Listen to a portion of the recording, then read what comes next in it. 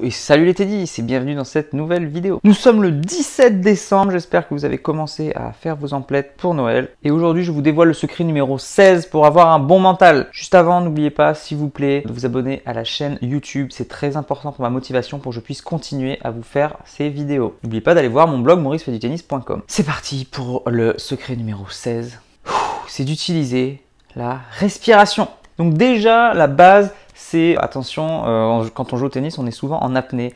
Donc déjà, respirer pour pouvoir, 1, survivre et de 2, ne pas vous épuiser en match. Donc c'est super important et c'est très fréquent. On joue souvent en apnée, surtout sur les points importants ou quand on est crispé en fin de match, etc. Donc n'oubliez pas de respirer, c'est très important. Vous le savez, mais il faut l'appliquer. Ensuite, en préparation mentale, on utilise vraiment 3 respirations spécifiques. Les 2 principales, c'est pour augmenter l'énergie ou diminuer l'énergie. Donc on va augmenter l'énergie quand on est trop calme ou quand on est petit bras, quand on est stressé. Donc on fait ce qu'on appelle une activation. Donc pour augmenter son activation, c'est très simple, on va utiliser la respiration. Il faut que son temps d'inspiration soit supérieur au temps d'expiration. Autrement dit, il faut inspirer longuement et souffler très vite. Et là, on fait ça 2-3 fois de suite.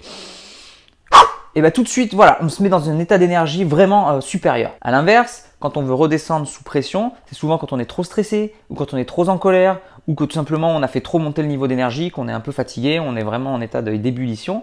On va essayer de se calmer, de s'apaiser.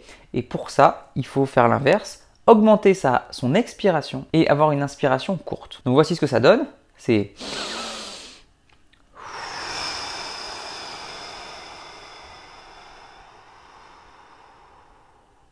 Et pareil, on fait ça plusieurs fois de suite, et bien tout de suite, on va se calmer, s'apaiser, on va devenir zen. Donc la troisième technique, c'est la respiration du ventre ou respiration ventrale.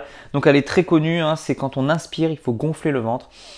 Et quand on expire, il faut dégonfler le ventre. Donc au début, c'est un peu artificiel et l'idée, c'est que ça se fasse de manière inconsciente, de manière naturelle. Donc l'idée, c'est quoi? C'est d'utiliser le diaphragme où c'est le siège de beaucoup d'émotions. Donc le fait d'utiliser ce diaphragme par la respiration ventrale, ça va nous apaiser et nous enlever beaucoup de stress et d'émotions négatives qui restent ancrées dans ce diaphragme. Après, il existe d'autres techniques un peu plus élaborées, mais voilà, déjà maîtriser la ventrale, ça suffit. Donc voilà pour aujourd'hui. Dans le livre, il vous donne des conseils pour appliquer les respirations selon le moment du match, avant le match, pendant l'échauffement, après chaque point, avant chaque point et au changement de côté. Donc, je ne vais pas le faire ici parce que ça serait un peu long, mais voilà, n'hésitez pas si jamais vous voulez plus de détails à aller acheter le livre. Je vous ai mis le lien du livre dans la description juste en dessous. Voilà, donc c'est complémentaire, il va vous donner plus de conseils pour ces moments spécifiques pour utiliser la respiration à ce moment-là. Moi, je vous dis à demain pour le prochain secret du mental. En attendant, n'oubliez pas, allez jouer au tennis, respirez, progressez et surtout, faites-vous plaisir. Ciao!